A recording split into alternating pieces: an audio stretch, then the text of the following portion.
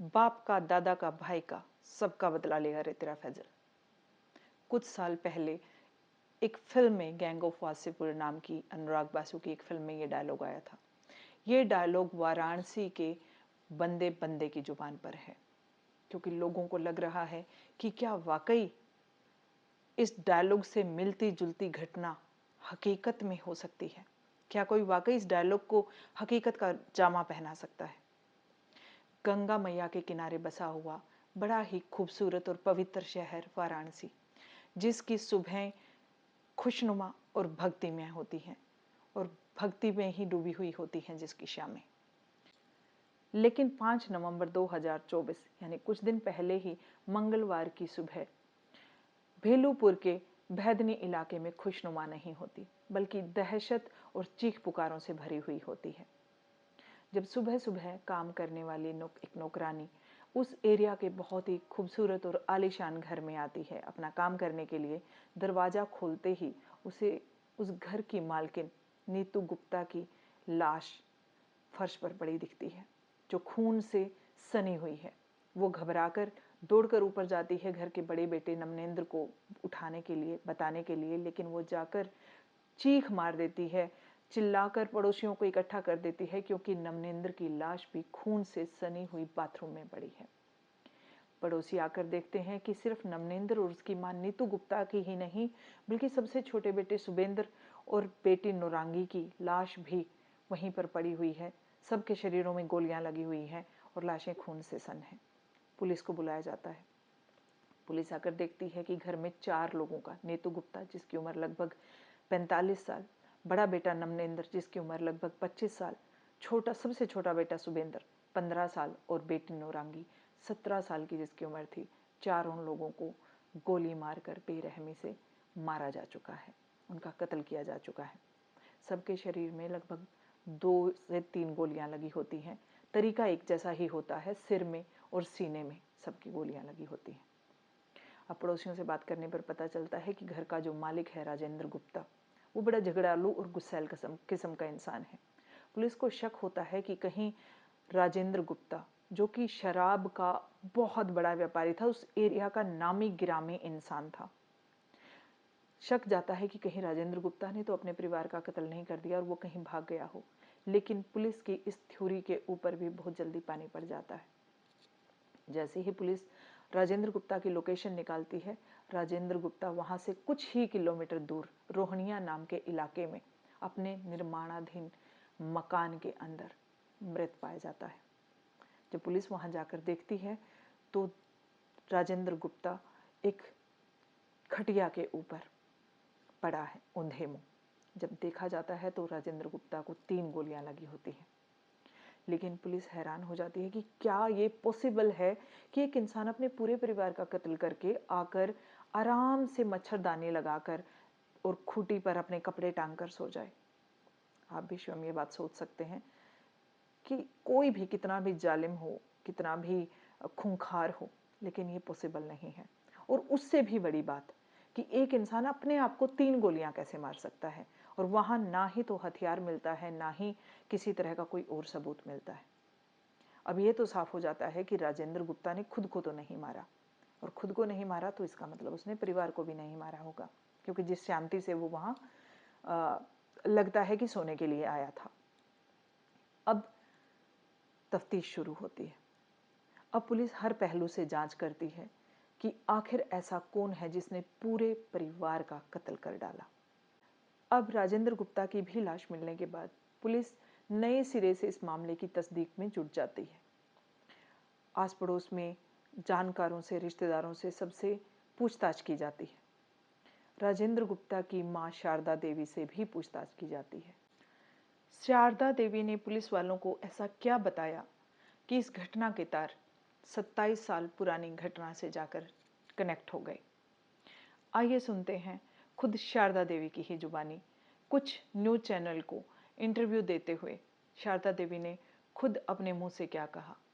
ये एक news channel की छोटी सी क्लिप मैं आप लोगों से शेयर कर रही हूँ। विक्की कह रहा था, ये कह रहा था क्या ये कह रहा क्या था कि मैंने हमारे माँ बाप को गुजर मारे हैं हम राजेंद्र। इसको छोड़, हम्म, हाँ विक्की को बोला क्या? हम छोड़ेंगे नहीं, अच्छा।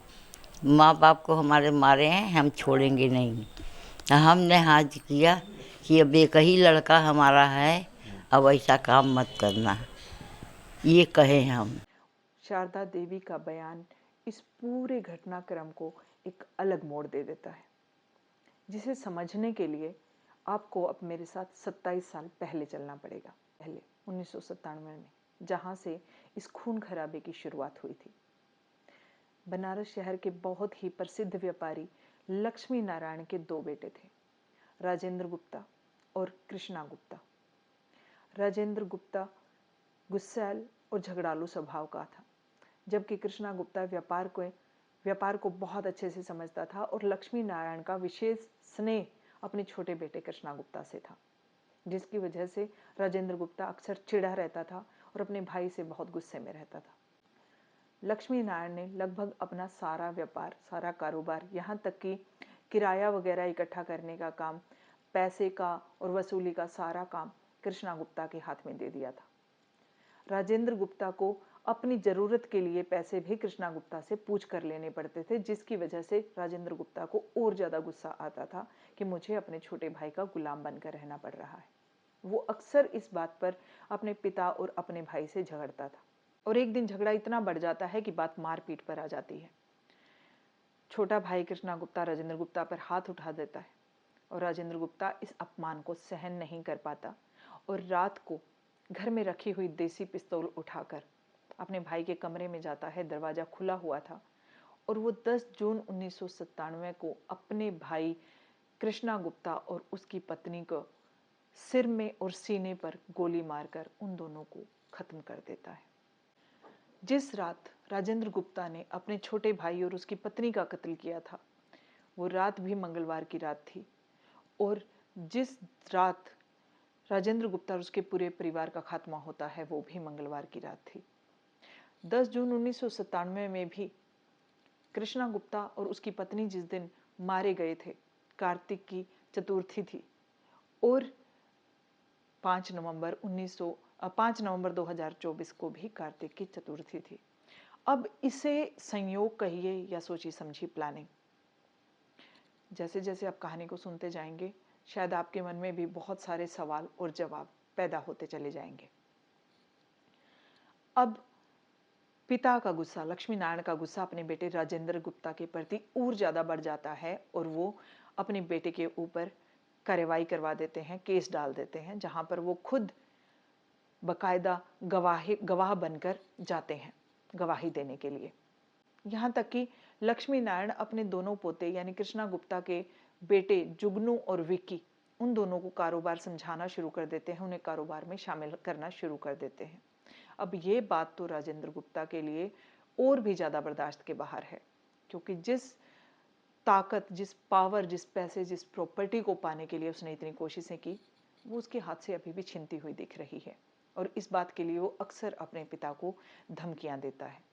फिर एक बार जब वो पैरोल पर आया होता है तो अपने पिता के ऊपर हमला करवा देता है, जिसमें उसके पिता का एक सुरक्षा कर्मी भी मारा जाता है। अब शारदा देवी यानी कि लक्ष्मी नारायण की पत्नी, राजेंद्र गुप्ता की माँ, अपने बेटे पर केस चलाती हैं और जाकर पुलिस के सामने, जजेस के सामने चिल्ला चिल्ला कर कहती हैं कि ये मैंने कैसे कातिल को, कैसे गुनहगार को जन्म दे दिया जिसने मेरा पूरे घर को खा लिया।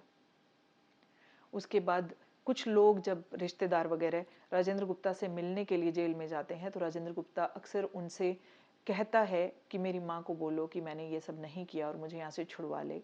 और रिश्तेदारों के दबाव में आकर या शायद ममता के हाथ अधीन होकर शारदा देवी अपना बयान बदल देती है।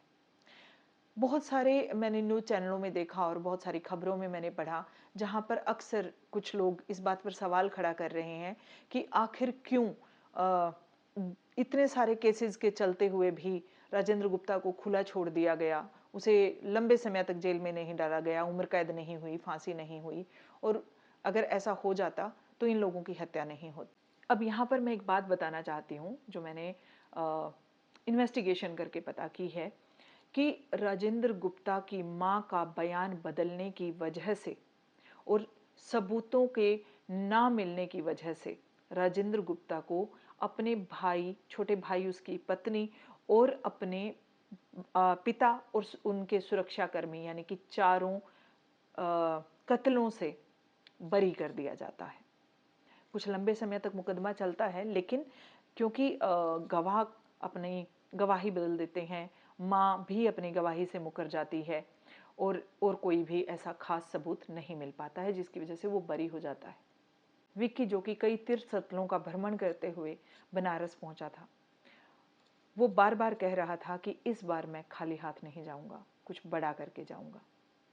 मैं अपने माता पिता का बदला जरूर लूंगा। शारदा देवी ने हाथ जोड़कर विक्की से रिक्वेस्ट भी की कि बेटा, मेरा एक ही बेटा बचा है, कम से कम उसे रहने दो और मेरा बुढ़ापा खराब मत करो। अब कहा नहीं जा सकता कि विक्की के मन में क्या था। राजेंद्र गुप्ता और उसके परिवार की हत्या की खबर सुनकर जो दोनों बेटे जुगनू और विक्की दिल्ली एनसीआर में ही काम करते थे, अब जुगनू तो बनारस पहुंचा और उसने जाकर पुलिस को गवाही भी दी, बात भी की, अपना पूरा विवरण भी दिया कि वो यहाँ से कब गया, कैसे गया, सब कुछ। लेकिन विक्की नदारद है। विक्की की खोज में पुलिस लगी हुई है और विक्की का अभी तक कहीं कोई अता पता नहीं चल पा रहा है। हालांकि इस बात की भी अभी कोई पुख्ता जानकारी नहीं है कि विक्की ने ही इन सब लोगों का मर्डर किया है, लेकिन शक की सुई विक्की की तरफ ही जा रही है। हालांकि वजह कुछ और भी हो सकती है, कोई दुश्मनी भी हो सकती है, कोई तीसरा इंसान, कोई थर्ड पार्टी भी इन दोनों के झगड़े का फायदा उठाकर अपना फायदा निकाल सकती है, अपनी कोई मौकाप्रस्त इंसान भी ऐसा कर सकता है। कुछ कहा नहीं जा सकता, लेकिन फिर भी कहीं ना कहीं कनेक्शन इस घटना के 27 साल पुरानी घटना से, जहां राजेंद्र गुप्ता ने इतने सारे अपने ही परिवार के लोगों का कत्ल कर दिया था, उस घटना से जोड़कर देखे जा रहे हैं। अब देखिए ना कमाल की बात, एक इंसान के लालच ने पूरे परिवार को तबाह कर दिया। एक ही घर के 9 लोग खत्म हो गए। पैसा, प्रॉपर्टी और पावर की चाह एक इंसान को किस हद तक दरिंदा बना सकती है कि उसने ना सिर्फ अपनों को मारा, बल्कि खुद भी इस दुनिया में नहीं रहा। इसलिए मैं जब भी इस तरह की घटनाएं आपको सुनाती हूँ, जब भी इस तरह की कहानी मेरे सामने आती है, इसमें मेरा मकसद कभी भी किसी को भी कुछ नुकसान पहुंचाना, किसी के भावनाओं को आहत करना और आप लोगों के मन में डर बैठाना नहीं है, बल्कि इन सब कहानियों के पीछे मेरा एक ही मकसद है कि इंसान बने रहिए, अपने अंदर की इंसानियत को जिंदा रखिए। धन्यवाद।